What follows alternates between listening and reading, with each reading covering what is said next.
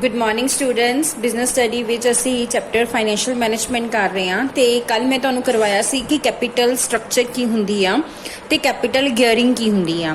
अज असी सब तो पहलां तां करांगे कि फाइनैशियल लिवरेज की हुंदी आ। फाइनैशियल लिवरेज नूं ट्रेडिंग ऑन इक्विटी भी कहा जाता है। फाइनैशियल लिवरेज और ट्रेडिंग ऑन इक्विटी का मतलब की हुंदा आ कि कंपनी दी ओवरऑल कैपीटल दे विच पर डैट जो आ मतलब ਜਿਹੜੇ ਬੋਰੋਡ फंड्स ने आउटसाइडर फंड्स ने उन्हां दा किन्ना प्रपोर्शन आ उसनों असी फाइनैशियल लिवरेज कहंदे आ। ते फाइनैशियल लिवरेज दे विच बोरोड फंड्स नूं यूज़ किया जाता आ इस तरीके दे नाल कि जिहड़े इक्विटी शेयर होल्डर्स ने उन्हां दी जिहड़ी रिटर्न है उन्होंने इनक्रीज़ किया जा सके। सो फाइनैशियल लिवरेज का फॉर्मूला की आ डैट डिवाइड बाय इक्विटी। ठीक है। सो डैट का इक्विटी दे नालों की प्रपोर्शन है।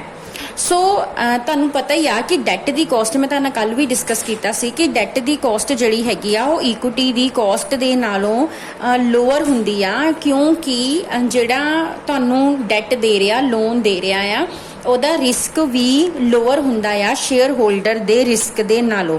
सो मैं तुहानूं कल दस्सिया सी कि रिस्क ते रिटर्न दोनों पैरल चलते हैं कि जे तुहानूं रिस्क ज़्यादा तो तुसीं रिटर्न भी ज़्यादा डिमांड करोगे और जे रिस्क घट है तो रिटर्न भी घट डिमांड की जाएगी। सो क्योंकि जिहड़े डिवेंचर होल्डर्स ने उन्हां दा रिस्क इक्विटी शेयर होल्डर्स दे कंपैरिजन च घट आ, सो इसलिए वो रिटर्न भी घट जिहड़ी आ डिमांड करते आ।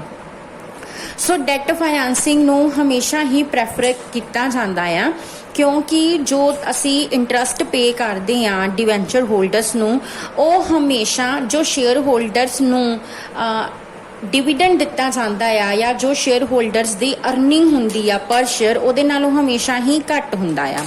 सो अगर रेट ऑफ इंटरस्ट जिहड़ा हैगा आ ज़्यादा होएगा तो डैट फाइनैंसिंग नूं कदी भी प्रैफर नहीं किया जाता। हुण मैं तुहानूं एक एग्जाम्पल दे नाल ये जिहड़ी हैगी फाइनैशियल लिवरेज समझावांगी। जिस तरह हुण क्वेश्चन तुहानूं दिता होया, company XYZ limited want to raise some money for investment purpose and the relevant factors are total funds to be raised. Company नूं 20 लाख टोटल चाहिदा आ। रेट ऑफ इंटरस्ट 10% आ अगर असी डिवेंचर्स इशू करते हैं। रेट ऑफ टैक्स 30% आ। Earning before interest and tax जी 3 लाख आ, मतलब एट प्रेजेंट कंपनी जो आ 3 लाख अर्न कर रही आ इंटरस्ट ते टैक्स नूं डिडक्ट करन तो पहला। फेस वैल्यू जी इक्विटी शेयर की 10 रुपये आ। 3 different situations are taken to see the impact of that on earning per share. हुण असी अलग अलग सिचुएशनस जिहड़ियां हैगियां वो देखणियां आ। असी सब तो पहला तो पहली सिचुएशन की आ कि असी सारे दे सारे फंड्स जिहड़े ने वो इक्विटी शेयर्स थ्रू रेज करांगे, मतलब तुहाडी इक्विटी कैपीटल 20 लाख की होएगी जिहड़ी तुसी इशू करोगे तो डैट जिहड़े उस केस च फिर निल हो जाएंगे। उस तो बाद सैकेंड केस की आ कि इक्विटी ते डैट दोनों रेस किए जाएंगे। इक्विटी कैपीटल 12 लाख रेस की जाएगी तो डैट जिहड़े ने वो 8 लाख दे रेस किए जाएंगे। तीसरी सिचुएशन की आ कि डैट जिहड़े इक्विटी नालों ज़्यादा रेस किए जाएंगे। इक्विटी कैपीटल 8 लाख की होएगी तो डैट जिहड़े आ 12 लाख दे होणगे। हुण असी किस तरह नाल अर्निंग पर शेयर असी कैलकुलेट करनी है। अर्निंग पर शेयर मतलब एक शेयर होल्डर नूं अपने एक शेयर पिछे कितना वो अर्न कर रहा है। सब तो पहला असी लवांगे earning before interest and tax जिहड़ी कि 3 लाख आ। असी 3 सिचुएशनस बना लईआं और 3 सिचुएशनस असी जिहड़ी earning before interest and tax आ वो सेम लैनी आ 3 लाख 3 लाख ते 3 लाख। उस तो बाद सब तो पहला असी इंटरस्ट माइनस करीदा अर्निंग चो। सो सब तो पहला लैस करांगे इंटरस्ट। हुण जिहड़ी तुहाडी फर्स्ट सिचुएशन सी उहदे विच तां कंपनी सारे दा सारा फंड्स थ्रू इक्विटी रेज कर रही सी। सो क्योंकि कोई डैट ही नहीं हैगी तो कोई इंटरस्ट भी नहीं पे करना। सो फर्स्ट सिचुएशन च इंटरस्ट आ जाएगा निल। हुण जिहड़ी तुहाडी सैकेंड सिचुएशन आ उहदे विच कंपनी जिहड़ी आ 8 लाख का डैट रेज कर रही है तो 12 लाख की इक्विटी। सो असी रेट ऑफ इंटरस्ट जिहड़ा इस क्वेश्चन दे विच देखिया आ वो हैगा 10%। हुण 8 लाख ते 10% जिहड़ा इंटरस्ट माइनस होएगा सैकेंड सिचुएशन चो 80,000 माइनस होएगा। और उस तो बाद जिहड़ी थर्ड सिचुएशन आ उहदे विच कंपनी की कर रही आ 8 ਲੱਖ ਦੀ ਇਕੁਇਟੀ ਤੇ 12 ਲੱਖ ਦੇ ਡੈਟ ਰੇਸ ਕਰ ਰਹੀ ਆ। ਸੋ 10% ਨੂੰ 12 ਲੱਖ ਨਾਲ ਮਲਟੀਪਲਾਈ ਕਰਾਂਗੇ ਤਾਂ ਇਸ ਕੇਸ ਦੇ ਵਿੱਚ ਜੋ ਇੰਟਰਸਟ ਆਏਗਾ ਉਹ 1,20,000 ਆਏਗਾ। ਹੁਣ ਅਸੀਂ ਇੰਟਰਸਟ ਲੈ ਲਿਆ। ਹੁਣ ਸਭ ਤੋਂ ਪਹਿਲਾਂ ਅਸੀਂ ਆਪਣੀ ਜਿਹੜੀ ਅਰਨਿੰਗ ਹੈਗੀ ਉਹਦੇ ਚੋਂ ਇੰਟਰਸਟ ਮਾਈਨਸ ਕਰਾਂਗੇ। ਪਹਿਲੇ ਕੇਸ 'ਚ 3 ਲੱਖ ਚੋਂ ਕੋਈ ਵੀ ਇੰਟਰਸਟ ਨਹੀਂ ਮਾਈਨਸ ਹੋ ਰਿਹਾ, ਸੋ ਇੰਟਰਸਟ ਅਰਨਿੰਗ 3 ਲੱਖ ਹੀ ਰਹਿ ਜਾਏਗੀ। ਦੂਸਰੇ ਕੇਸ 'ਚ 3 ਲੱਖ ਚੋਂ 80,000 ਮਾਈਨਸ ਕਰਾਂਗੇ, 2,20,000। ਤੀਸਰੇ ਕੇਸ ਦੇ ਵਿੱਚ 3 ਲੱਖ ਚੋਂ 1,20,000 ਮਾਈਨਸ ਕਰਾਂਗੇ ਤਾਂ 1,80,000 ਦੀ ਜਿਹੜੀ ਆ ਅਰਨਿੰਗ ਬਚਦੀ ਆ। ਹੁਣ ਅਸੀਂ ਇਹਦੇ ਤੇ ਲਗਾਉਣਾ ਆ ਟੈਕਸ। ਅਸੀਂ ਟੈਕਸ ਰੇਟ ਜਿਹੜਾ ਇਸ ਕੁਐਸਚਨ ਦੇ ਵਿੱਚ ਸਾਨੂੰ ਮਿਲਿਆ ਆ ਉਹ ਮਿਲਿਆ 30%। ਸੋ ਅਸੀਂ 30% ਟੈਕਸ ਕੈਲਕੂਲੇਟ ਕਰਾਂਗੇ। ਹੁਣ ਇਹ 30% ਲਾਣਾ ਕਾਹਦੇ ਤੇ ਆ? ਇਹ ਜਿਹੜੀ ਅਸੀਂ ਅਰਨਿੰਗ ਕੈਲਕੂਲੇਟ ਕੀਤੀ ਆ ਇੰਟਰਸਟ ਮਾਈਨਸ ਕਰਕੇ ਉਹਦੇ ਤੇ ਲਗਾਉਣਾ। ਸੋ 3 ਲੱਖ ਤੇ 30% 90,000, 2,20,000 ਤੇ 30% 66,000 ਐਂਡ 1,80,000 ਤੇ 30% 54,000। ਹੁਣ ਅਸੀਂ ਕੀ ਕੀਤਾ ਕਿ ਅਸੀਂ ਜੋ ਆਪਣੇ ਅਰਨਿੰਗ ਸੀਗੀ ਉਹਦੇ ਚੋਂ ਹੁਣ ਅਸੀਂ ਟੈਕਸ ਨੂੰ ਵੀ ਮਾਈਨਸ ਕਰ ਦੇਣਾ। ਸੋ 3 ਲੱਖ ਚੋਂ 90,000 ਮਾਈਨਸ ਕਰਾਂਗੇ, 2,10,000 ਆ ਜਾਏਗਾ ਫਰਸਟ ਸਿਚੁਏਸ਼ਨ। ਦੂਸਰੀ ਸਿਚੁਏਸ਼ਨ 'ਚ 2,20,000 ਚੋਂ 66,000 ਮਾਈਨਸ ਕਰਾਂਗੇ, 1,54,000 ਆ ਜਾਏਗਾ। ਤੇ ਤੀਸਰੀ ਸਿਚੁਏਸ਼ਨ 'ਚ 1,80,000 ਚੋਂ 54,000 ਮਾਈਨਸ ਕਰਾਂਗੇ ਤੇ 1,26,000 ਆ ਜਾਏਗਾ। ਹੁਣ ਇਹ ਸਾਡੀ ਜੋ ਅਮਾਊਂਟ ਆਏ ਨੇ ਇਹ ਸਾਡੀ ਹੈਗੀ ਆ earning after interest and tax.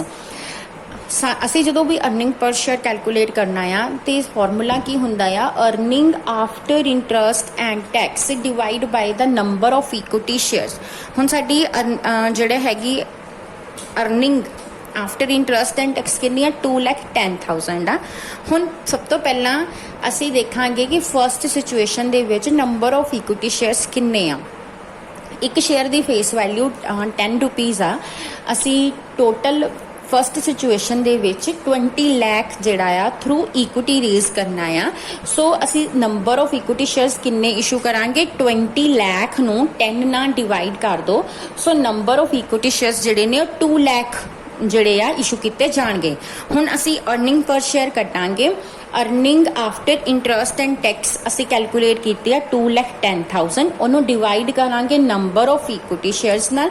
ਔਰ number of equity shares first situation ਦੇ ਵਿੱਚ ਹੈਗੇ ਆ 2 ਲੱਖ ਦੇ। ਸੋ 2,10,000 ਨੂੰ 2 ਲੱਖ ਨਾਲ ਡਿਵਾਈਡ ਕਰਾਂਗੇ ਤਾਂ ਸਾਡਾ ਅਰਨਿੰਗ ਪਰ ਸ਼ੇਅਰ ਜਿਹੜਾ ਆਏਗਾ 1.05 ਆਏਗਾ ਇਨ ਦਾ ਫਸਟ ਸਿਚੁਏਸ਼ਨ। ਹੁਣ ਸੈਕਿੰਡ ਸਿਚੁਏਸ਼ਨ ਦੇ ਵਿੱਚ ਕੰਪਨੀ ਨੇ 12 ਲੱਖ ਦੇ ਇਕੁਇਟੀ ਰੇਸ ਕੀਤੀ ਸੀ। So number of equity shares ਕਿੰਨੇ ਇਸ਼ੂ ਕੀਤੇ ਜਾਣਗੇ? 12 ਲੱਖ ਨੂੰ ਡਿਵਾਈਡ ਕਰ ਲਓ 10 ਦੇ ਨਾਲ। ਸੋ ਨੰਬਰ ਆਫ ਇਕੁਇਟੀ ਸ਼ੇਅਰਸ ਜਿਹੜੇ ਨੇ 1,20,000 ਇਸ਼ੂ ਕੀਤੇ ਜਾਣਗੇ। ਹੁਣ ਇਸ ਸਿਚੁਏਸ਼ਨ ਦੇ ਵਿੱਚ earning after interest and tax ਅਸੀਂ ਕੈਲਕੂਲੇਟ ਕੀਤੀ ਆ 1,54,000 ਦੀ। ਅਸੀਂ 1,54,000 ਨੂੰ 1,20,000 ਦੇ ਨਾਲ ਡਿਵਾਈਡ ਕਰਾਂਗੇ। Earning after interest and tax ਨੂੰ ਨੰਬਰ ਆਫ ਇਕੁਇਟੀ ਸ਼ੇਅਰਸ ਦੇ ਨਾਲ ਡਿਵਾਈਡ ਕੀਤਾ ਜਾਂਦਾ ਆ ਤੇ ਅਰਨਿੰਗ ਪਰ ਸ਼ੇਅਰ ਸਾਡੀ ਆ ਜਾਏਗੀ 1.283। ਇਸੇ ਤਰ੍ਹਾਂ ਥਰਡ ਸਿਚੁਏਸ਼ਨ ਦੇ ਵਿੱਚ ਜੋ ਨੰਬਰ ਆਫ ਇਕੁਇਟੀ ਸ਼ੇਅਰਸ ਨੇ ਉਹ ਆਣਗੇ ਕਿਉਂਕਿ ਇਕੁਇਟੀ ਰੇਸ ਕੀਤੀ ਗਈ ਆ 8 ਲੱਖ ਦੀ। So number of equity shares to be issued ਜਿਹੜੇ ਨੇ ਉਹ ਆਣਗੇ 8 ਲੱਖ ਨੂੰ ਅਸੀਂ ਡਿਵਾਈਡ ਕਰਾਂਗੇ 10 ਦੇ ਨਾਲ। ਸੋ ਨੰਬਰ ਆਫ ਇਕੁਇਟੀ ਸ਼ੇਅਰਸ ਜਿਹੜੇ ਆਣਗੇ ਉਹ ਆਣਗੇ 80,000 ਦੇ। ਸੋ ਇੱਥੇ ਸਾਡੀ earning after interest and tax ਦਿੱਤੀ ਹੋਈ ਆ 1,26,000 ਦੀ। ਅਸੀਂ 1,26,000 ਨੂੰ ਡਿਵਾਈਡ ਕਰ ਦੇਣਾ ਆ 80,000 ਦੇ ਨਾਲ। ਨੰਬਰ ਆਫ ਇਕੁਇਟੀ ਸ਼ੇਅਰ ਕਿੰਨੇ ਆ? 80,000। ਸੋ ਸਾਡਾ ਅਰਨਿੰਗ ਪਰ ਸ਼ੇਅਰ ਆਏਗਾ 1.575। ਹੁਣ ਤੁਸੀਂ ਆਪਣੀਆਂ ਤਿੰਨੋਂ ਸਿਚੁਏਸ਼ਨਸ ਨੂੰ ਦੇਖੋ। ਪਹਿਲੀ ਸਿਚੁਏਸ਼ਨ 'ਚ ਕੋਈ ਵੀ ਡੈਟ ਨਹੀਂ ਸੀ ਯੂਜ਼ ਕੀਤਾ ਗਿਆ। ਅਰਨਿੰਗ ਪਰ ਸ਼ੇਅਰ ਸੀ 1.05। ਉਸ ਤੋਂ ਬਾਅਦ ਅਸੀਂ ਡੈਟ ਜਿਹੜਾ ਯੂਜ਼ ਕੀਤਾ 8 ਲੱਖ ਦਾ, ਇਕੁਇਟੀ ਯੂਜ਼ ਕੀਤੀ 12 ਲੱਖ ਦੀ। ਸੋ ਸਾਡੀ ਅਰਨਿੰਗ ਪਰ ਸ਼ੇਅਰ ਵੱਧ ਗਈ। ਦੇਖੋ 1.05 ਤੋਂ ਇਨਕਰੀਜ਼ ਹੋ ਕੇ ਹੋ ਗਈ 1.283। ਔਰ ਥਰਡ ਸਿਚੁਏਸ਼ਨ ਦੇ ਵਿੱਚ ਅਸੀਂ ਜਿਹੜਾ ਹੈਗਾ ਡੈਟ ਜ਼ਿਆਦਾ ਯੂਜ਼ ਕੀਤਾ 12 ਲੱਖ ਦਾ ਤੇ ਇਕੁਇਟੀ ਯੂਜ਼ ਕੀਤੀ 8 ਲੱਖ ਦੀ। ਸੋ ਸਾਡੀ ਅਰਨਿੰਗ ਪਰ ਸ਼ੇਅਰ ਹੋਰ ਜ਼ਿਆਦਾ ਵੱਧ ਗਈ 1.575। ਸੋ ਇਹ ਜਿਹੜੀ ਐਗਜ਼ਾਮਪਲ ਹੈ ਇਹ ਤੁਹਾਨੂੰ ਕੀ ਦੱਸ ਰਹੀ ਆ ਕਿ ਜਿੱਦਾਂ ਜਿੱਦਾਂ ਆਪਾਂ ਡੈਟ ਜ਼ਿਆਦਾ ਯੂਜ਼ ਕਰ ਰਹੇ ਆ ਆਪਣੇ ਕੈਪੀਟਲ ਸਟਰਕਚਰ ਦੇ ਵਿੱਚ ਤੇ ਅਰਨਿੰਗ ਪਰ ਸ਼ੇਅਰ ਜਿਹੜੀ ਹੈਗੀ ਆ ਉਹ ਇਨਕਰੀਜ਼ ਹੋ ਰਹੀ ਆ। ਸੋ ਇਸੇ ਪ੍ਰੋਸੈਸ ਨੂੰ ਟ੍ਰੇਡਿੰਗ ਔਨ ਇਕੁਇਟੀ ਕਿਹਾ ਜਾਂਦਾ ਆ ਕਿ ਅਸੀਂ ਡੈਟ ਨੂੰ ਯੂਜ਼ ਕਰਕੇ ਇਕੁਇਟੀ ਸ਼ੇਅਰਸ ਦੀ ਅਰਨਿੰਗ ਨੂੰ ਇਨਕਰੀਜ਼ ਕਰ ਰਹੇ ਆ। ਹੁਣ ਇਸੇ ਸਿਚੁਏਸ਼ਨ ਦੇ ਵਿੱਚ ਦੇਖੋ ਕਿ ਜਿਹੜੀ ਸਾਡੀ ਕੰਪਨੀ ਦੀ ਅਰਨਿੰਗ ਆ ਉਹ ਕੀ ਸੀਗੀ। ਕੰਪਨੀ ਕਿਉਂਕਿ 3 ਲੱਖ ਅਰਨ ਕਰ ਰਹੀ ਸੀ ਔਰ ਜਿਹੜੇ ਟੋਟਲ ਫੰਡਸ ਚਾਹੀਦੇ ਸੀ ਉਹ 20 ਲੱਖ ਦੇ ਚਾਹੀਦੇ ਸੀ। ਸੋ ਅਗਰ ਅਸੀਂ ਰਿਟਰਨ ਕੈਲਕੂਲੇਟ ਕਰਨੀ ਹੋਵੇ ਤੇ 3 ਲੱਖ ਨੂੰ 20 ਲੱਖ ਨਾਲ ਡਿਵਾਈਡ ਕਰਕੇ 100 ਨਾਲ ਮਲਟੀਪਲਾਈ ਕਰਾਂਗੇ ਤਾਂ ਰਿਟਰਨ ਕਿੰਨੀ ਕੰਪਨੀ ਅਰਨ ਕਰ ਰਹੀ ਸੀ? ਕੰਪਨੀ ਅਰਨ ਕਰ ਰਹੀ ਸੀ 15%। ਔਰ ਕੰਪਨੀ ਇੰਟਰਸਟ ਕਿੰਨਾ ਦੇ ਰਹੀ ਹੈ ਡਿਵੈਂਚਰ ਹੋਲਡਰ ਨੂੰ? 10%, ਕਿਉਂਕਿ ਜਿੰਨਾ ਕੰਪਨੀ ਅਰਨ ਕਰ ਰਹੀ ਆ ਉਹਦੇ ਨਾਲੋਂ ਘੱਟ ਇੰਟਰਸਟ ਦੇ ਰਹੀ ਆ। ਫਿਰ ਉਸ ਕੇਸ ਦੇ ਵਿੱਚ ਜਿਹੜਾ ਹੈ ਡੈਟ ਫਾਈਨਾਂਸਿੰਗ ਹੀ ਪ੍ਰੈਫਰ ਕੀਤੀ ਜਾਂਦੀ ਆ। ਅਗਰ ਮੰਨ ਲਓ ਇਸ ਸਿਚੁਏਸ਼ਨ ਦੇ ਵਿੱਚ ਕੰਪਨੀ ਦੀ ਅਰਨਿੰਗ 10% ਤੋਂ ਘੱਟ ਹੁੰਦੀ, ਲੈਟ ਸਪੋਜ਼ ਕਰੋ ਕਿ 8% ਹੁੰਦੀ, ਅਗਰ ਕੰਪਨੀ ਅਰਨ ਸਿਰਫ 8% ਕਰ ਰਹੀ ਹੁੰਦੀ ਔਰ ਉਹਨੂੰ ਇੰਟਰਸਟ ਦੇਣਾ ਪੈਂਦਾ 10%, ਫਿਰ ਕਦੀ ਵੀ ਡੈਟ ਫਾਈਨਾਂਸਿੰਗ ਨੂੰ ਪ੍ਰੈਫਰ ਨਹੀਂ ਕੀਤਾ ਜਾਂਦਾ।